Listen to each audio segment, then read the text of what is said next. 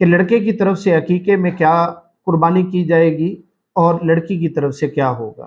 اگر کوئی قربانی کے دنوں میں قربانی کے ساتھ عقیقہ کو شامل کرنا چاہیں کہ بڑے جانور گائے یا اونٹ میں ایک سے زیادہ لوگوں کا عقیقہ کیا جا سکتا ہے، کہ عید کے جانور میں ایک حصہ قربانی کا اور بقایا 6 حصے عقیقہ کی نیت سے کر سکتے ہیں، کہ کیا عقیقہ کا گوشت گھر پہ آئے ہوئے مہمانوں کو کھلایا جا سکتا ہے۔ اگر کوئی شخص یہ کہے کہ میں عقیقہ کا سارا گوشت گھر پہ آئے ہوئے مہمانوں کو کھلا دوں تو یہ بسم اللہ الرحمن الرحیم، اللہم صلی علی سیدنا مولانا محمد وعلی آل سیدنا مولانا محمد وبارک وسلم وصلی علیہ۔ آج کی نشست میں عقیقہ کے متعلق کچھ سوالوں کے جواب دینے کی کوشش کرتے ہیں۔ اللہ رب العزت ہمیں حق بات کہنے، آپ سب کو حق بات سن کر اس پہ عمل پیرا ہونے کی توفیق عطا فرمائے، آمین۔ رسول اکرم صلی اللہ علیہ وسلم نے اپنی سنت مطہرہ سے یہ بات ثابت کی ہے کہ ہر بچے کی طرف سے عقیقہ کیا جائے، چاہے وہ لڑکا ہو یا لڑکی ہو۔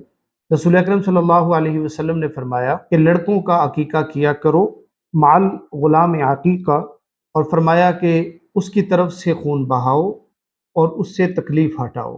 یہ حدیث ترمذی شریف کی ہے۔ تو اس حدیث سے پتہ لگا کہ عقیقہ تکالیف کو ہٹانے کا سبب بنتا ہے۔ عقیقہ کے حوالے سے مختلف سوال آئے ہیں، ان کو تدریجاً ہم ڈسکس کرتے ہیں۔ سب سے پہلا کویشچن کہ لڑکے کی طرف سے عقیقے میں کیا قربانی کی جائے گی اور لڑکی کی طرف سے کیا ہوگا۔ تو رسول اکرم صلی اللہ علیہ وسلم کی حدیث صحیحہ کے مطابق لڑکے کی طرف سے 2 بکرے، 2 دمبے یا 2 چھترے یہ قربانی کیے جائیں گے۔ اگر کوئی قربانی کے دنوں میں قربانی کے ساتھ عقیقہ کو شامل کرنا چاہیں تو پھر قربانی میں 2 حصے لڑکے کی طرف سے شامل کیے جائیں گے۔ اسی طرح لڑکی کی طرف سے 1 بکرا، 1 دمبا یا 1 چھترا، اور یا پھر قربانی کے اندر اگر کوئی شامل کرنا چاہے عقیقہ کو تو لڑکی کی طرف سے 1 حصہ شامل کیا جائے گا۔ اب سوال یہ آیا ہے کہ بڑے جانور گائے یا اونٹ میں ایک سے زیادہ لوگوں کا عقیقہ کیا جا سکتا ہے؟ تو جواب یہ ہے کہ بالکل، اگر ایک گائے کی جا رہی ہے تو 2 بچوں 3 بچوں کا عقیقہ کیا جا سکتا ہے، لڑکے لڑکیوں کا ملا کے۔ کہ لڑکے اگر ہوں گے تو ان کا عقیقہ میں 2 حصے ہوں گے، لڑکی ہوگی تو 1 حصہ ہوگا۔ یوں سمجھ لیجئے کہ کسی فرد کے 2 بیٹے ہیں اور 1 بیٹی ہے، تو لڑکوں کے 2 حصے تو 4 حصے لڑکوں کے ہو گئے، اور لڑکی کا 1 حصہ، تو 5 حصوں میں ان کا عقیقہ ادا ہو جائے گا۔